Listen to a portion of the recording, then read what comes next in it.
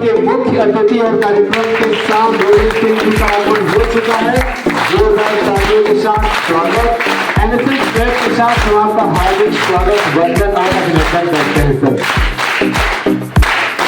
होते हैं और भाव आह्लादित होते हैं कि वो एक शख्सियत जिन्होंने 24 राज्यों की हवा को महसूस किया है, वायु को छुआ है और भूमि को जिया है।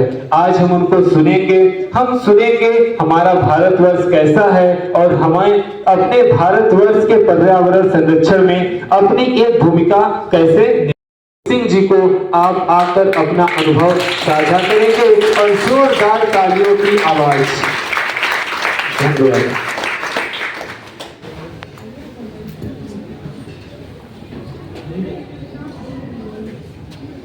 उपस्थित सम्मानित शिक्षक बंधु, प्रशासन से हमारे आए अधिकारीगण, प्यारे शिक्षार्थियों, हम सब एक माँ के पुत्र हैं, वह भारत माता है, उसी के लिए हम काम कर रहे हैं। आप सबको मेरा सादर नमस्कार और सुप्रभात। जब मैं 6 अक्टूबर को कन्याकुमारी से चला था तो जो भाव आज मन में है वही उस समय भी था। सब कुछ तय करके निकला था और निकला क्या, मैं तो भारतवर्ष के अपने घर में ही हूँ, मैं कहीं गए ही नहीं हूँ, मैं तो अपने ही घर में हूँ और अच्छा अनुभव होगा। पर्यावरण की जो स्थिति है पूरी दुनिया के अंदर आज भयावह है। ऑक्सीजन का क्राइसिस, जल का संकट, शुद्ध खाने की समस्या, ये सब हमको रोज महसूस भी करने को मिल रहा है। ऑक्सीजन की समस्या तो हमने सबसे ज्यादा कोरोना काल में देखी थी। वो ऐसा क्राइसिस था कि सबको एक बार ऐसा लग रहा था कि अब हम बच पाएंगे या नहीं। एक बार सबके मन में भाव आया था। तो उस सब को देखते हुए तय किया गया कि कुछ ना कुछ इस क्षेत्र में प्रयास किया जाए। कुछ संस्थाएं, कुछ व्यक्तिगत लोग, सरकार के भी तमाम उपक्रम इस क्षेत्र में निरंतर काम कर रहे हैं, लेकिन वो पर्याप्त नहीं है। एक एक व्यक्ति सांस लेता है, एक एक व्यक्ति पानी पीता है, एक एक व्यक्ति खाना खाकर ही जीवित है। तो ये जिम्मेदारी एक एक व्यक्ति की है। ये बात जन जन तक पहुंचाने का हम सबका संकल्प होना चाहिए। यदि कोई पेड़ लगाता है तो ये निश्चित है कि उससे छाया सबको ही मिलेगी। यदि कोई पेड़ काटता है तो ये भी निश्चित है कि उसका नुकसान सबको ही भुगतना पड़ेगा। आज हम देख रहे हैं कि जंगलों की स्थिति अच्छी नहीं है। 1947 से पहले हमारे देश के अंदर 49% से ज्यादा वन क्षेत्र थे। आज की स्थिति उससे आधे ही बचे। यदि और हम आगे विकास करते रहे तो हम जंगलों को पूरा ही खत्म करने की ओर बढ़ रहे हैं। तो हम सबको जंगलों को बचाना है, उन्हें किसी भी तरह की क्षति न पहुंचे, ऐसा अपना सारा 187 दिन से आप सब युवाओं के बीच इस उद्देश्य को लेकर चर्चा और संवाद करता हुआ आज आपके मध्य प्रदेश के प्रथम जिले सिंगरौली पहुंचे हैं। ये मध्य प्रदेश मेरी जन्मभूमि भी है, क्योंकि भोपाल में मेरा 1987 में जन्म हुआ था, तो भोपाल ही उसको मैंने समापन का स्थल भी माना है। और मेरी कर्म भूमि इटावा उत्तर प्रदेश में है। और जन जन को ये संदेश देते हुए अब भोपाल में 11 मार्च को इस पर्यावरण संरक्षण जन जागरण अभियान का 11 मार्च 2024 को प्रथम चरण का विराम सुनिश्चित तय हुआ है। तो हम सब पर्यावरण के क्षेत्र में क्या अग्रणी भूमिका निभा सकते हैं, अपने खुद के ऑक्सीजन के लिए क्या प्रयास कर सकते हैं, अपने जीवन शैली में क्या परिवर्तन कर सकते हैं, प्लास्टिक के इस्तेमाल से अपने आप को कैसे बचा सकते हैं, कैसे रोक सकते हैं। प्लास्टिक प्रकृति और पर्यावरण के लिए एक विष का काम कर रहा है। मिनिमम 400 साल तक वो डिग्रेड नहीं होता है। बहुत सारे विषय हैं, मैं करीब कई घंटे लगेंगे तो बता पाऊंगा। एक एक विषय बोलूंगा तो परत दर परत बहुत कुछ उसमें से निकलेगा। मेरा मैसेज क्लियर है। मैं आप सबको ऑक्सीजन के महत्व के बारे में चिंतन करने के लिए आग्रह करने आया हूँ।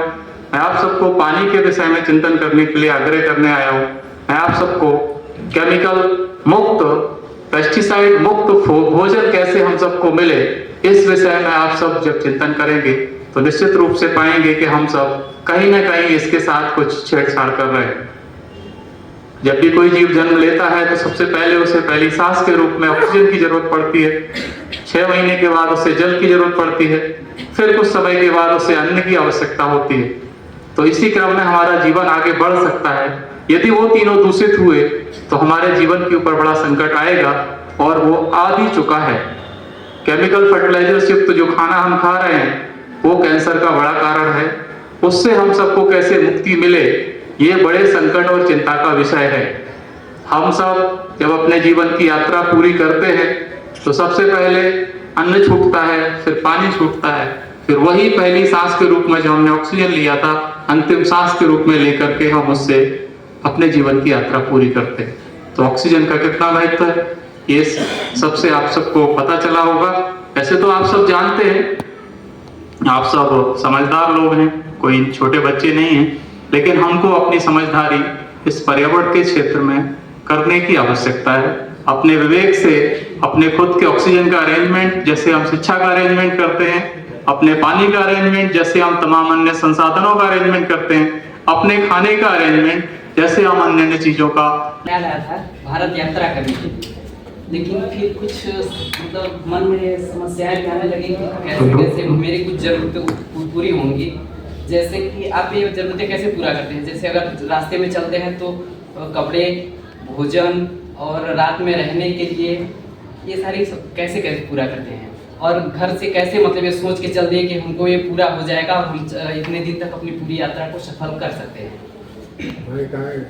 मैं ऐसे बेसिक नीड्स तो सबकी घर पर रहकर ही पूरी हो सकती है।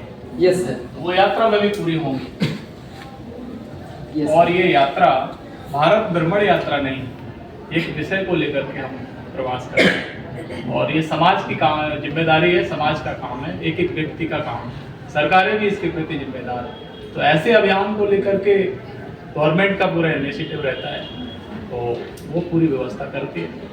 और मैं चूँकि RSS से हूँ, संघ के सारे स्वयंसेवक पूरे देश के अंदर हैं, तो वो सब व्यवस्थाएं बहुत छोटी हैं और ये विषय बड़ा है, वो सब छोटी पड़ जाती है।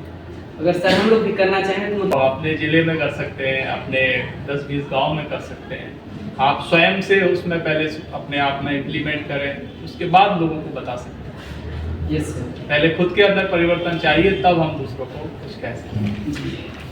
सर आज हम सबके बीच पधारे हैं। स्वागत की बेला को मैं थोड़ा आगे बढ़ाना चाहता हूं और चाहता हूं कि झा सर स्वागत करें माल्यार्पण द्वारा गोविंद सिंह जी का, और हम कर कमलों के तालियों के साथ स्वागत करें सर का।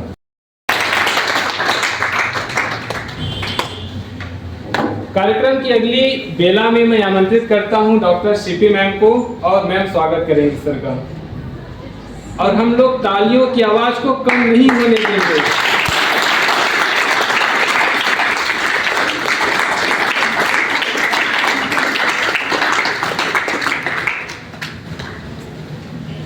विकसित भारत का लक्ष्य आज देश के प्रधानमंत्री कैसा होगा, जहां बड़ी बड़ी बिल्डिंगें होंगी, अच्छी अच्छी सड़कें होंगी, खाने के लिए खूब सारा खाना होगा, लेकिन हम बीमार होंगे। हम ऑक्सीजन की खोज करेंगे, कितना पैसा देकर पाएंगे ऐसा ऑक्सीजन? क्योंकि हमने कोरोना काल में देखा है, हमने देखा है जब ऑक्सीजन के सिलेंडरों के लिए लाइन लगी रहती थी, हमने देखा है कि VVIP लोग भी मर रहे थे, क्योंकि हमने प्रकृति के साथ खिलवाड़ किया था। आज आवश्यकता है प्रकृति के साथ मित्रवत व्यवहार करने की, और हमें Govind Singh ji, doctor CP Verma madam और प्राध्यापकगण, हमारे प्रिय छात्र छात्राओं, बड़ा अच्छा लगा। ये भागीरथ प्रयास है कि पर्यावरण तो एक समस्या है, और खास करके हम लोग तो बहुत जिंदगी जी चुके हैं, लेकिन जो आप लोग हैं, जो युवा वर्ग है, ये समस्या और गंभीर होती चली जा रही है। इसका निदान जो है भी आप ही को सोचना होगा, और जिस तरह से पथ प्रदर्शक की भूमिका निभा रहे हैं, आप लोग भी एक संकल्प लीजिए कि जीवन जो है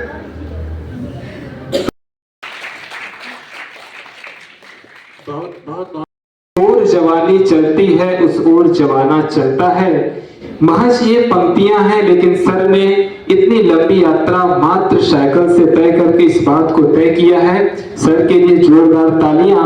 और मैं राष्ट्रीय सेवा योजना के जिला संगठक डॉक्टर रविंद्र कुमार झा सर और कार्यक्रम अधिकारी और उनकी स्वयं सेविकाएं, आप सभी एक बार अपने जगह पर खड़ी हो जाएंगी और बाकी लोग जोरदार तालियां बजाएंगे, क्योंकि महाविद्यालय मीराबाई ग्रुप और सभी टीम की स्वयं सेविकाएं। सर, मीराबाई ग्रुप और टीम की जितने भी स्वयं सेविकाएं हैं, इन्होंने महाविद्यालय परिसर में स्वच्छता के लिए हमेशा